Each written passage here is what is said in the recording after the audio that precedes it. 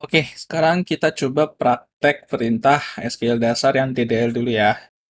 Pastikan Laragonnya sudah dinyalakan dan sudah dapat terhubung ke database latihan MySQL. Tapi sebelum itu, teman-teman bisa klik di sini, ada SQL Editor, kemudian klik yang Open SQL Script atau shortcutnya F3, kemudian teman-teman bisa New Script, atau di SQL Editor bisa langsung klik New SQL Script ya. Kemudian kita akan lebih sering bermain di script ini ya. Kita akan menjalankan seluruh perintah SQL di sini. Keuntungannya menggunakan script dari Dbeaver adalah ketika nanti suatu saat teman-teman sudah membuat banyak perintah SQL di sini, kemudian teman-teman mau buka lagi perintah SQL-nya untuk mengulang pelajaran, mungkin teman-teman bisa buka lagi scriptnya. Jadi script ini sifatnya bisa menyimpan perintah SQL gitu loh. Misalkan di sini aku tulis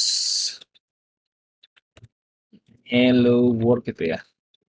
Nah, kalau di script, strip-strip ini atau slash bintang diakhiri dengan bintang dan kemudian awalnya diawali dengan bintang tapi bagian atasnya diawali dengan slash bintang, ini berarti sebuah catatan ya, catatan satu script. Dan ini sifatnya nggak akan dijalankan ketika kita akan menjalankan perintah SQL gitu. Ini nggak akan di-execute. Jadi ini cuma sekedar hanya catatan aja. Nah, dari script ini, misalkan teman-teman simpan Ctrl S atau Ctrl S, nanti akan tersimpan di direktorinya Dbeaver. Jadi teman-teman bisa close, kemudian klik SQL Editor lagi, open SQL Script, buka script yang tadi. Nah, di sini juga teman-teman bisa kasih nama scriptnya ya. Dan namanya itu benar-benar hanya untuk nama gitu loh. Jadi teman-teman mau namain ini misalkan latihan DDL bersama Guru Sakti gitu. Selama ekstensi .skl yang nggak dihilangkan nggak masalah ya. Mau tulisannya camel mau tulisannya snake uppercase, apa segala macam, itu terserah teman-teman karena sifatnya hanya untuk menamai sebuah file script. Klik OK, di close, open lagi, nanti teman-teman bisa buka dengan file script yang sudah diatur. Oke, sekarang di sini aku udah nyiapin untuk latihan DDL ya. Sini sudah ada sintak untuk membuat create table, alter table, truncat table, dan drop table. Tapi, untuk yang truncat mungkin akan dibahas di video selanjutnya ya, karena truncat ini memerlukan table yang sudah diisi data. Sementara, pengisian data atau insert data ke table itu ada di perintah DML. Yang itu berarti truncat nanti harus dijalankan ketika kita sudah mencoba perintah DML-nya. Jadi ini akan di-skip, dijelaskan di video selanjutnya. Sekarang kita ke sintak create-nya dulu.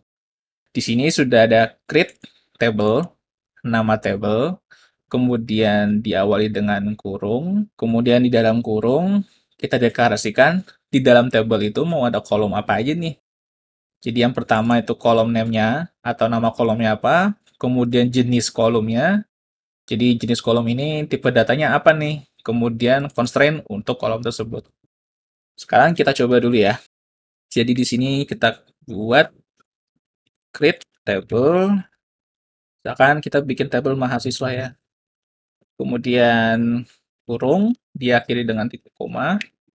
Kemudian enter di antara dua kurung. Kemudian kita deklarasikan mahasiswa ini punya kolom apa aja ya. Yang pasti di SQL itu biasanya sebuah table itu pasti punya ID ya. Jadi kita buat sini kolom ID, tipenya karena ID itu nyimpan angka jadi pakainya integer atau integer int ya, bukan integer gitu ya. Kemudian constraint-nya karena ini sebuah ID, yang itu berarti setiap mahasiswa harus punya ID-nya masing-masing. Kita setting constraint-nya jadi primary key. Supaya nggak repot nanti ketika kita coba perintah DML ya.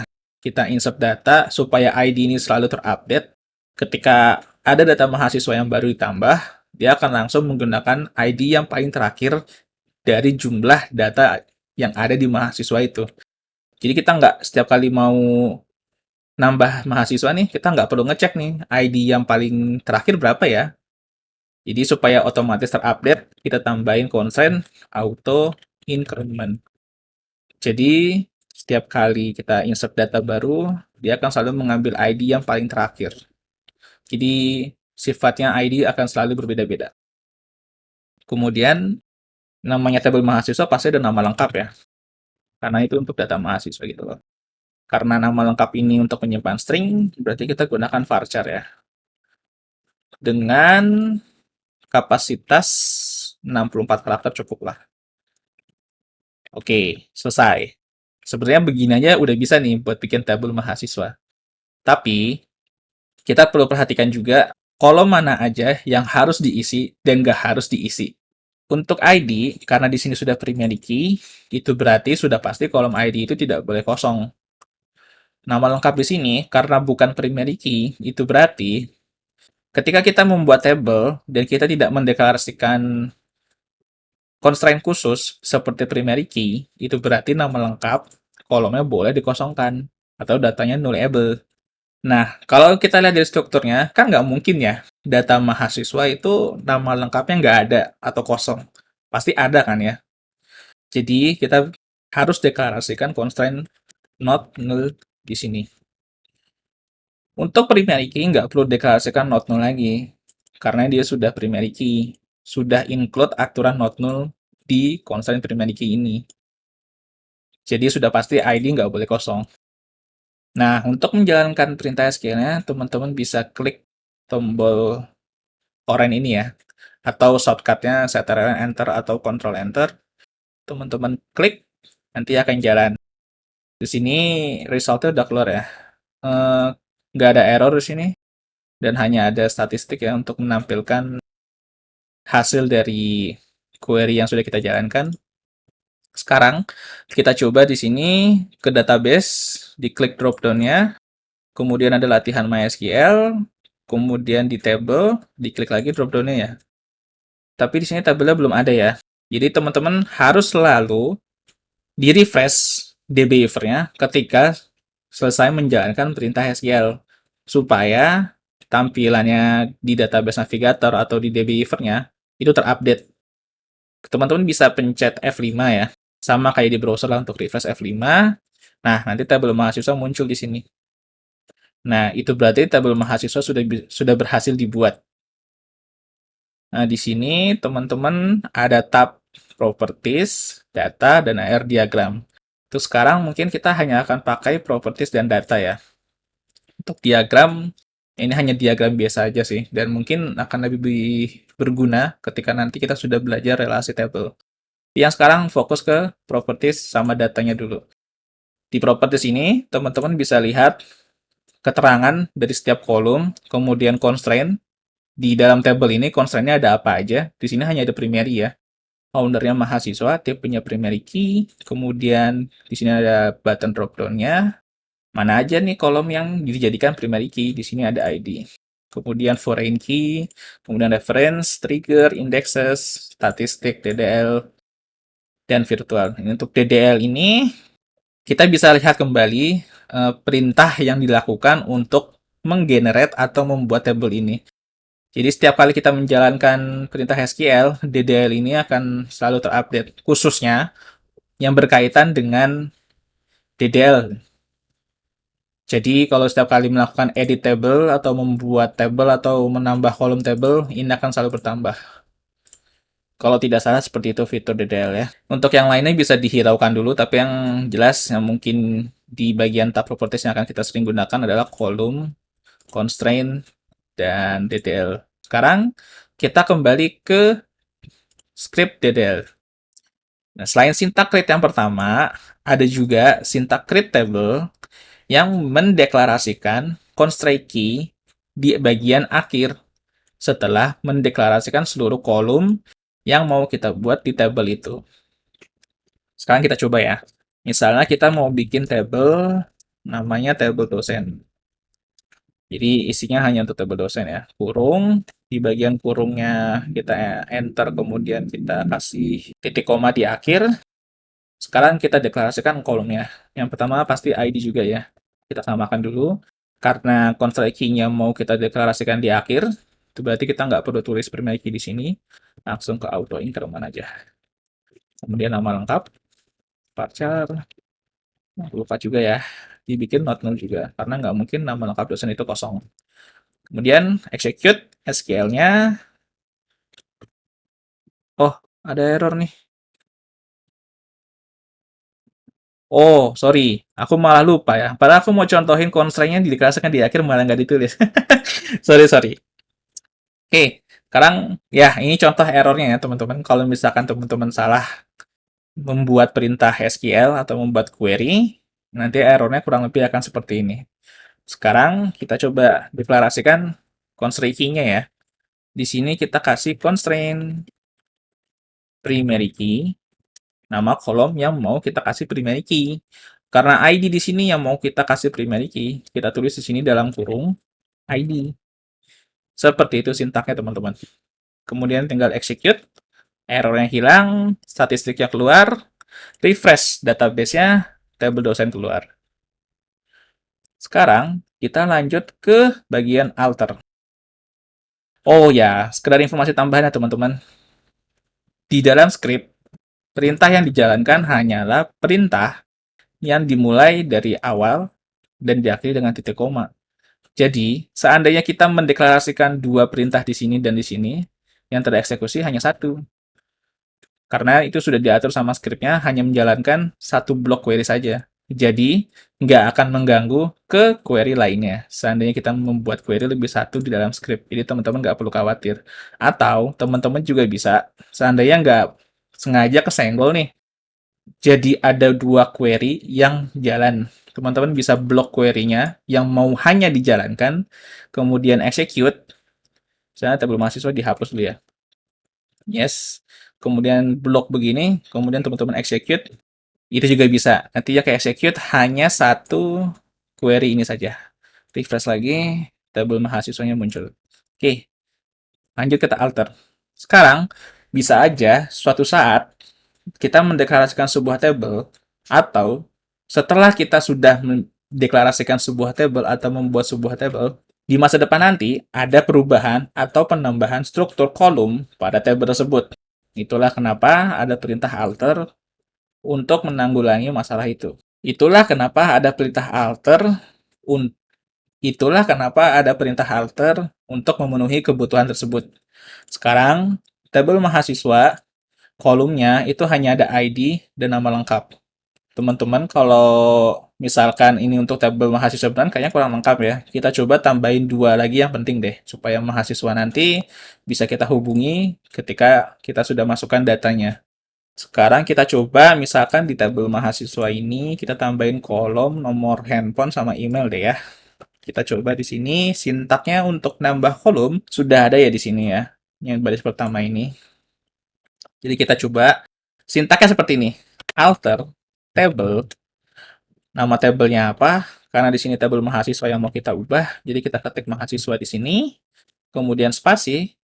Untuk menambah kolom, kita tambahin add dulu, kemudian kolom name.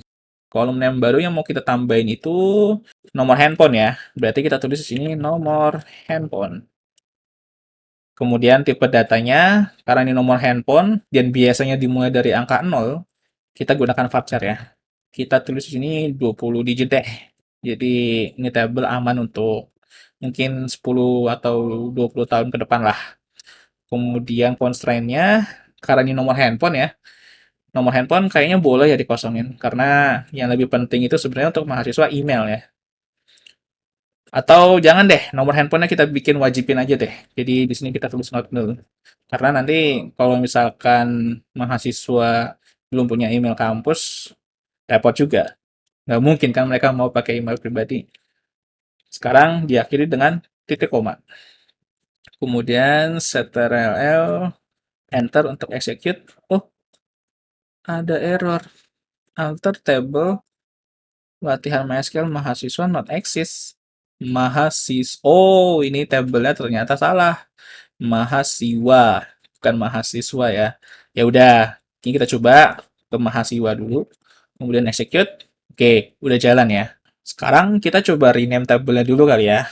Ya, supaya enak nggak mahasiswa tapi mahasiswa. Untuk rename table, teman-teman bisa ketik alter table, kemudian nama table yang lama, karena di sini mahasiswa ya. Seharusnya mahasiswa.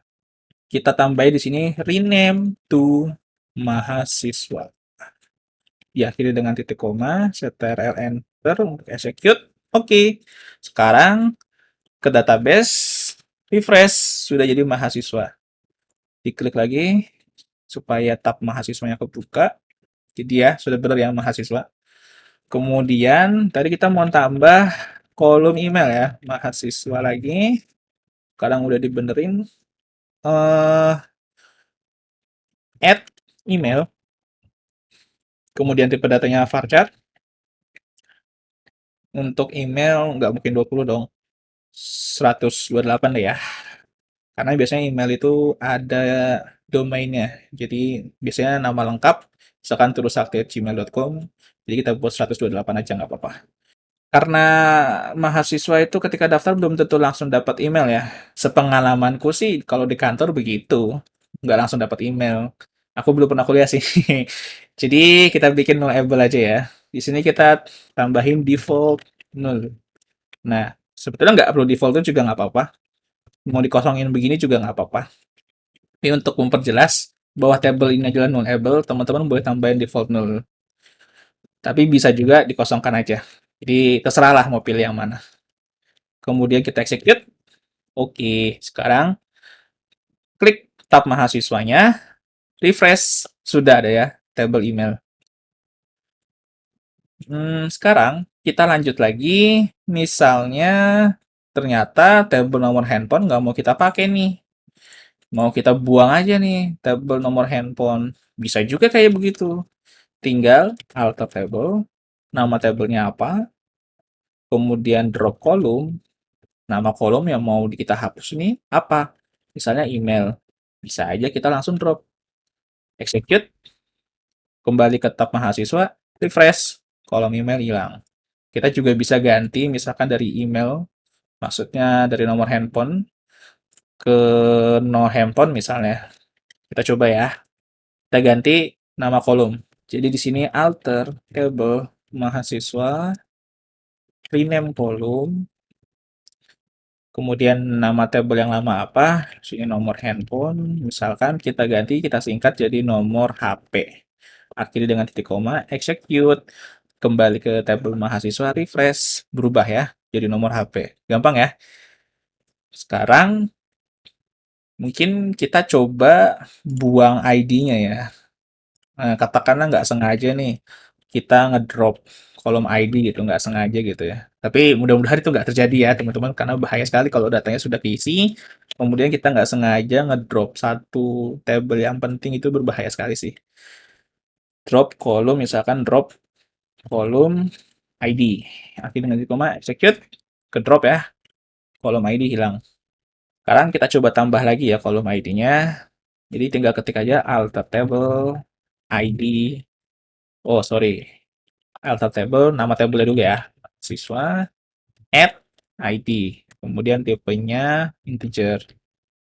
Oh, sorry. Integernya int ya, bukan integer begitu. Kemudian di koma. Nah, katakanlah teman-teman di sini lupa lagi. Nggak ngasih primary key, nggak ngasih auto increment juga. Jadi teman-teman cuma nambah ID aja nih, tapi konsolnya kelupaan. Lanjut ke execute, ya kan? Udah ada nih kolom ID, tapi ya itu belum ada primary key-nya. Kita coba lihat di properties, di bagian constraint, refresh. Nah, primary-nya nggak ada ya. Jangan lupa selalu di refresh. Primary-nya nggak ada ya teman-teman. Nah, icon key-nya jadi hilang juga. Nah, katakanlah teman-teman lupa. Berarti kita kan harus tambahin primary key ya, karena itu ID ya. Kita tinggal tambahin berarti alter table, nama tabelnya apa, kemudian dengan perintah modify column, column name-nya apa, karena di sini kita mau diubah ID, tinggal tambahin ID. Kemudian karena di sini kita melakukan modifikasi kolom, itu berarti teman-teman harus mendeklarasikan lagi tipe data kolomnya. Karena di sini tipe datanya ID itu integer, berarti tulis lagi di sini integer. Kemudian constraint-nya tambahin di sini primary key. Titik koma. Langsung auto increment di sini bisa nggak ya? Kita coba deh. Faktor nyala. increment di sini, kemudian execute. Oh, ternyata bisa ya, langsung ya. Jadi langsung kasih primary key, langsung kasih auto increment secara bersamaan. Ketika kita lupa dua constraint ini, kemudian kita akan memperbaikinya dengan modify column. Sekarang ke table mahasiswa, refresh ke bagian properties, refresh lagi, primary-nya sudah ada. Balik lagi ke data. Nah, icon primary key-nya sudah ada ya. Sekarang kolom ID sudah ada lagi primary key-nya dan auto increment-nya. Oke, sebenarnya masih ada satu lagi ya. Di dalam alter itu ada lagi yang namanya drop constraint ya. Tapi karena kita tadi terlanjur tambahin primary key dan auto increment secara bersamaan, kita nggak bisa tuh langsung drop constraint-nya primary key dari auto increment-nya. Karena itu sudah aturan patennya dari MySQL. Jadi mungkin kita skip aja ya. Tapi yang jelas teman-teman, seandainya mungkin teman-teman mau menghapus primary key dari sebuah table atau kolom, let's just say kita mau remove ID gitu. Ya, teman-teman bisa aja alter table mahasiswa modify. Oh, sorry. Langsung aja drop constraint. Constraint di sini maksudnya tuh constraint key-nya ya. Berarti teman-teman tinggal kasih di sini drop primary key. Nah, nanti otomatis di tabel mahasiswa itu akan ngedrop semua primary key yang ada di tabel itu. Karena di sini sudah terlanjur auto increment, kemudian kita execute dia akan jadi error. Karena ya hanya boleh ada satu kolom yang jadi auto kolom dan itu harus didefinisikan sebagai key atau sebagai primary key. Jadi kita nggak bisa contoh drop primary key di sini ya. Mungkin di lain kasus ya. Tapi yang jelas teman-teman juga bisa ngedrop constraint primary key dengan perintah tadi. Nah, yang jangan dihapus ya perintah mestinya. Nah, simpan aja ya, nggak apa-apa. Sekarang kita lanjut ke drop. Untuk drop, sebetulnya drop ini hanya untuk menghapus table ya teman-teman. Jadi katakanlah table dosen itu udah nggak pakai, jadi teman-teman tinggal drop aja. Yaitu drop, nama tablenya apa. Oh, sorry. Drop table, kemudian nama tablenya apa. Katakanlah table dosen nggak jadi dipakai ya. Jadi langsung drop table dosen, execute. Di Debeaver, dia akan ngasih warning dulu ya sebelum kita melakukan drop table karena itu akan menghapus seluruh data yang ada di table itu, termasuk table-tablenya juga. Teman-teman kalau misalkan nggak mau ada warning ini dan selalu yakin dengan perintah drop, teman-teman bisa centang ya. Ini kalau nggak, langsung di OK aja untuk pengaman. Sekarang ke database, refresh, table dosen hilang. Begitu teman-teman. Kemudian untuk perintah DML, kita lanjut ke video selanjutnya ya.